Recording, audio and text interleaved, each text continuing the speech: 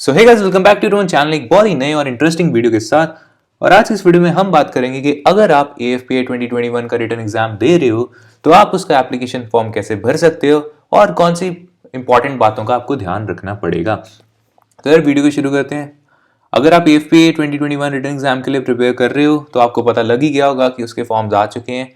आपको नोटिस पहले ऑलरेडी मिल चुका था कि 1 दिसंबर से 5 जनवरी तक आपकी रजिस्ट्रेशन ओपन है। तो अगर आप में से किसी ने AFPA 2021 का रिटन एग्जाम देना है तो आप 1 दिसंबर से 5 जनवरी तक अपना रजिस्ट्रेशन कर सकते हो। तो सबसे पहले बात करते हैं कि आप अप्लाई कैसे कर सकते हो रिटन एग्जाम के लिए। तो जो एप्लीकेशन है सारी ऑनलाइन है, ऑफलाइन कोई एप्लीकेशन नहीं चल रही। तो आप मिसगाइड मत हो जाना किसी से कि ऑफलाइन एप्लीकेशंस कोई हो रही हैं। सारी जो एप्लीकेशन है वो ऑनलाइन हो रही हैं। उन्होंने आपको वेबसाइट दी है जो मैं आपको साथ साथ में बताता रहूंगा। तो आपको पता ही होगा कि जो आपको आपकी स्क्रीन पे दिख रही है वो AFPI की ऑफिशियल वेबसाइट है afpapunjab.org। तो अगर आपने रिटन एग्जाम के लिए अप्लाई करना है तो आप सिंपली यहाँ पे भी जाके कर सकते हो, इस वेबसाइट पे भी जाके कर सकते हो। आपको यहाँ पे एक एडमिशन 11th कोर्स करके एक बटन दिख रहा होगा, उस पर क्लिक करना है आपको। इस पेज पे रीडायरेक्ट होने के बाद आपको सिलेक्ट करना है click here to apply online applications और आप सीधा रीडायरेक्ट हो जाओगे उस वेबसाइट पे जहां पर आपकी सारी ऑनलाइन एप्लीकेशंस हो रही हैं। अगर आपने यहां से नहीं जाना तो आप सीधा recruitmentportal.in पे भी लॉग इन कर सकते हो। यहाँ पे लॉग इन करके आपको सिंपली स्क्रॉल करना पड़ेगा। महाराजा रंजीत सिंह AFPA पे क्लिक करने के बाद आपको यहाँ पे सेम इंटरफेस दिख जाएगा जो हमें पहले दिख रहा था। अब ये इंटरफेस देखने के बाद आपको यहाँ पे क्लिक करना है। तो जब आप इस पेज पे आ जाओगे तो आपको यहाँ पे दिखेगा कि कुछ इंस्ट्रक्शंस दी गई हैं before filling your application form. तो इस इंस्ट्रक्शंस के बारे में भी हम बात करते हैं। अगर आपने ये इंस्ट्रक्शंस ऑलरेडी पढ़ ली हुई हैं और आपको समझ लग गई है तो आप सीधा स्किप कर सकते हो जहां पे हम रजिस्ट्रेशन प्रोसेस के बारे में समझाएंगे। मैं आपको सजेस्ट करता हूं कि आप वीडियो के साथ बने रहो ताकि आपको और इंपॉर्टेंट बातों का भी पता लग जाए। तो अभी जनरल इंस्ट्रक्शंस के बारे में बात करते हैं। ऑनलाइन एप्लीकेशन जैसे मैंने आपको बताया था सिर्फ ऑनलाइन एप्लीकेशन ही हो रही हैं। जो एप्लीकेशन फॉर्म्स हैं वो आप सबमिट करोगे online on this website recruitmentportal.in। आपके एप्लीकेशन लिंक के बारे में भी बता दिया था मैंने कि 1 दिसंबर से 5 जनवरी तक आपकी रजिस्ट्रेशन ओपन है। इसके साथ एक और इम्पॉर्टेंट बात की जो आपकी एग्जामिनेशन फीस है रिटन एग्जाम देने के लिए वो आपको 500 पे करनी पड़ेगी। अब ये पेमेंट कैसे कर सकते हो? आप क्रेडिट कार्ड से कर सकते हो, डेबिट कार्ड से कर सकते हो या नेट बैंकिंग से कर सकते हो। ये 3 मेथड से आप अपनी कन्वीनियंस के अकॉर्डिंग कुछ भी चूज कर सकते हो। अब यार रिटन एग्जाम देने से पहले जो सबसे इंपॉर्टेंट चीज है वो होती है एलिजिबिलिटी क्राइटेरिया। अगर आप AFPA रिटन एग्जाम का एलिजिबिलिटी क्राइटेरिया नहीं मीट कर पाते तो मैं आपको सजेस्ट करता हूं कि आप एप्लीकेशन फॉर्म भी मत भरो, क्योंकि अननेसेसरली आपके 500 रुपीज भी वेस्ट हो जाएंगे। और इसके साथ अगर आपको लगता है कि आप एप्लीकेशन फॉर्म में अपनी डेट ऑफ बर्थ मैनिपुलेट करके AFPA में सिलेक्ट हो पाओगे तो ये बिल्कुल गलत है। आप रिटन एग्जाम तो दे पाओगे पर रिटन एग्जाम के बाद जब इंटरव्यू होगा आपके डॉक्यूमेंट्स चेक होंगे तो और अगर आप तब एलिजिबिलिटी क्राइटेरिया नहीं मीट कर पाओगे तो आपको on the spot itself he interview से बाहर कर दिया जाएगा। आपको इंटरव्यू देने ही नहीं देंगे वो। तो फटाफट से अब एलिजिबिलिटी क्राइटेरिया की बात कर लेते हैं। Only Punjab domicile boys, Punjab का जो डोमिसाइल है वही अप्लाई कर सकता है और किसी स्टेट का डोमिसाइल नहीं अप्लाई कर सकता। आप 10th परसुइंग होने चाहिए और आपकी डेट ऑफ बर्थ 2 जुलाई 2004 से पहले की नहीं होनी चाहिए। अब यहाँ पे एक और सिनेरियो आता है कि 11th क्लास के स्टूडेंट्स अप्लाई कर सकते हैं। हाँ, 11th क्लास के स्टूडेंट्स भी अप्लाई कर सकते हैं अगर आप डेट ऑफ बर्थ का एलिजिबिलिटी क्राइटेरिया मीट करते हो। तो अगर आप 11th क्लास में हो और 2 जुलाई 2004 से पहले के बॉर्न नहीं हो तो आप अप्लाई कर सकते हो। पर एक और इंपॉर्टेंट बात का आपको ध्यान रखना पड़ेगा कि अगर आप एंड में इंटरव्यू और मेडिकल के बाद सिलेक्ट हो जाते हो तो आपको अपनी 11th फिर से करनी पड़ेगी। आपको सीधा 12th में एडमिशन नहीं मिल पाएगी। ये केस था उन स्टूडेंट्स के लिए जो अभी 11th क्लास में है। अब हम बात करते हैं आपके कंडक्ट ऑफ एग्जामिनेशन की। तो अगर आपने ब्रोशर पढ़ लिया होगा तो आपको पता होगा कि 17 जनवरी को आपका एग्जाम होना है, रिटन एग्जाम। टाइमिंग्स जो है आपकी रिटन एग्जाम की है वो 11 से 1 है, 2 आवर्स का पेपर है। 17 जनवरी 2021 को होने वाला है। अब यार ये जो रिटन एग्जाम होता है इसके आपके 3 सेंटर्स होते हैं, मोहाली, पटियाला, जालंधर। जो आपके एग्जामिनेशन सेंटर्स है वो आप खुद से सिलेक्ट नहीं कर सकते, ये आपकी वेबसाइट ही खुद से सिलेक्ट कर देती है according to their convenience of number of candidates. जो एग्जामिनेशन सेंटर्स है वो आप खुद से सिलेक्ट नहीं कर सकते। ये सारे काम ये आपकी recruitmentportal.in की वेबसाइट ही करती है। आपका जो सेंटर है वो डिपेंड करता है कि कितने नंबर ऑफ कैंडिडेट्स अवेलेबल है उस सेंटर में, और कभी कभी ये भी डिपेंड करता है कि आपको सबसे ज्यादा पास कौन सा सेंटर पड़ता है। जो आपका रिजल्ट होगा रिटन टेस्ट का वो इसी वेबसाइट पे अपलोड हो जाएगा जहां पे आप एप्लीकेशन फॉर्म भर रहे हो, recruitmentportal.in। अप्रॉक्सीमेटली 1 वीक के अंदर अंदर आपके रिटन टेस्ट का भी रिजल्ट आ जाएगा। एडमिशन प्रोसेस का तो आपको पता ही होगा कि एक रिटन एग्जाम होता है सबसे पहले, फिर इंटरव्यू होता है और इंटरव्यू के नेक्स्ट डे ही आपका मेडिकल हो जाता है। इंटरव्यू और मेडिकल वही स्टूडेंट्स दे सकते हैं जो रिटन एग्जाम को क्वालिफाई करते हैं। अब हम कुछ गाइडलाइंस की बात कर लेते हैं आपके रिटन एग्जाम के पार्टिसिपेशन के लिए। यहाँ पर भी हम जल्दी से कुछ इंपॉर्टेंट पॉइंट्स के बारे में बात कर लेते हैं जो हमने पहले नहीं की थी। अब यहाँ पर एक और सिनेरियो आता है कि एप्लीकेशन फॉर्म भरते हुए अगर आप कुछ रॉन्ग या इनकरेक्ट इन्फॉर्मेशन फिल कर देते हो गलती से, तो आपको परमिशन है कि आप उसे करेक्ट भी कर सकते हो। टाइम आपको दिया है 6 जनवरी 2021 तक। तो इस डेट के बाद आप वो फर्दर एडिटिंग नहीं कर सकते अपने इंफॉर्मेशन में। मैं आपको सजेस्ट करता हूं कि आप इस चीज से बचने के लिए कोई भी पेज को सबमिट करने से पहले 2-3 बार क्रॉस चेक जरूर करें। अब ये तो यार आपको पता ही होगा कि रिटन एग्जाम में अप्लाई करने के लिए आपको अपनी पासपोर्ट साइज फोटोग्राफ भी देनी पड़ेगी। आगे की जो इंस्ट्रक्शंस है यार इसके बारे में हम पहले भी बात कर चुके हैं और साथ में यहाँ पे कुछ कॉन्टैक्ट डिटेल्स भी दी हुई हैं। अगर आपको कोई प्रॉब्लम आती है तो वहां पे आप इस नंबर पे या उनकी मेल आईडी पे आप कॉन्टैक्ट कर सकते हो। अब फिर से कुछ और इंपॉर्टेंट इंस्ट्रक्शंस के बारे में बात कर सकते हैं कि आपको किन किन चीजों का ध्यान रखना पड़ेगा जब आप फिजिकली रिटन एग्जामिनेशन देने जाओगे अपने एग्जामिनेशन सेंटर पे। तो सबसे पहले आपको एडवाइस किया गया है कि आप जैसे 11 o'clock आपका पेपर है तो आपको सजेस्ट किया गया है कि आप 2 घंटे पहले आ जाएं अपने एग्जामिनेशन सेंटर में।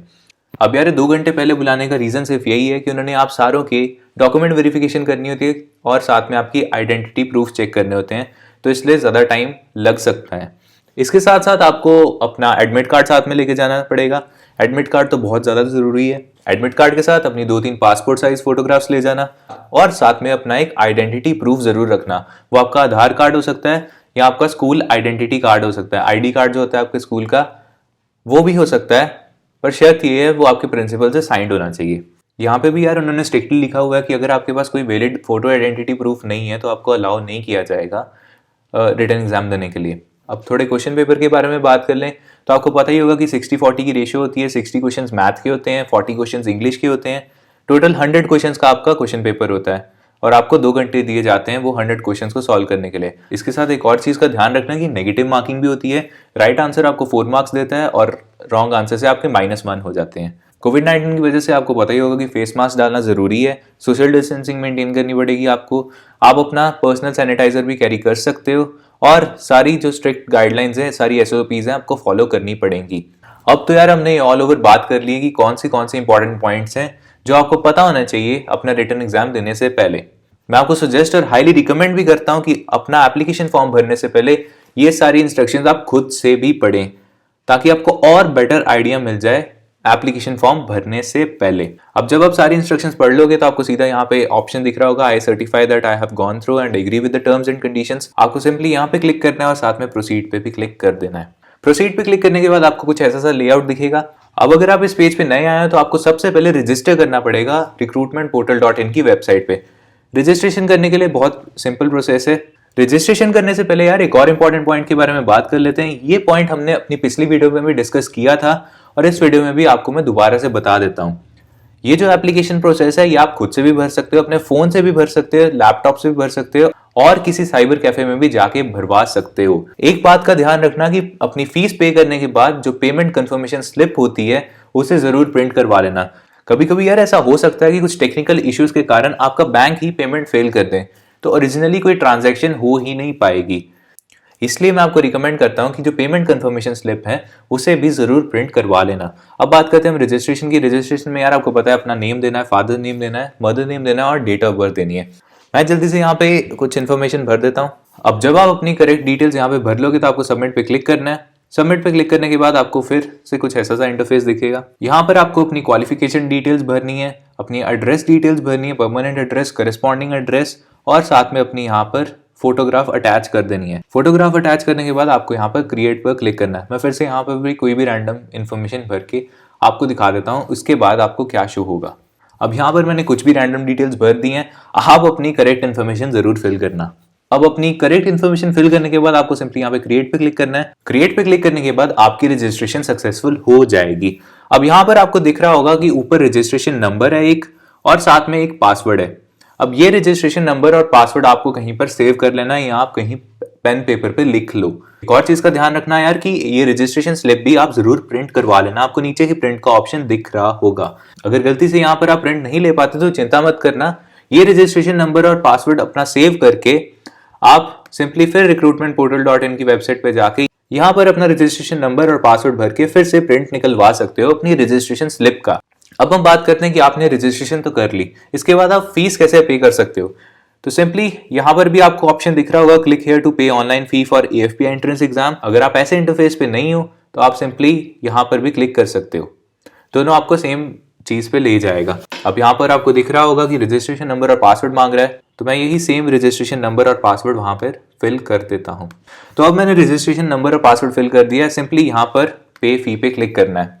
अब यहाँ पर आपको शो हो रहा होगा कि फीस जो है वो ऑनलाइन मोड से ही पे होगी। अब यहाँ पर भी उन्होंने शो कर दिया होगा कि बाय चांस कुछ टेक्निकल इश्यूज के कारण अगर आपका बैंक पेमेंट फेलियर कर भी देता है तो आपको अपने बैंक से पेमेंट फेलियर का मैसेज आ जाएगा जिस मोबाइल नंबर पे आपका क्रेडिट कार्ड या डेबिट कार्ड रजिस्टर्ड है।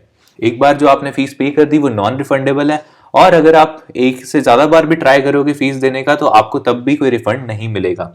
यहाँ पर आपको सजेस्ट किया जा रहा है कि कोई फैमिली ओन्ड अकाउंट से ही पे करना, ताकि अगर कुछ बीच में पेमेंट फेलियर वगैरह आता है तो आपको जल्दी से पता भी लग जाए और आप कोई एक्शंस ले पाओ।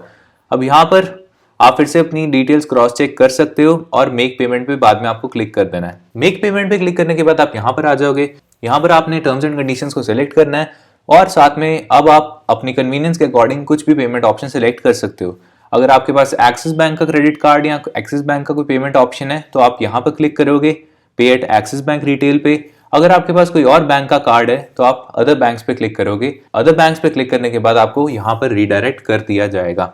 अब इसके साथ फाइनली आप अपनी पेमेंट कर सकते हो। तो यार यही था इस वीडियो में। आई होप आपको ये वीडियो अच्छी लगी होगी और कुछ ज्यादा ही इंफॉर्मेटिव लगी होगी। Make sure to share this video wherever this video will make an impact. We will meet you soon on another video. So till then, stay happy, stay fit, stay at your homes. Jai Hind, Vande Mataram.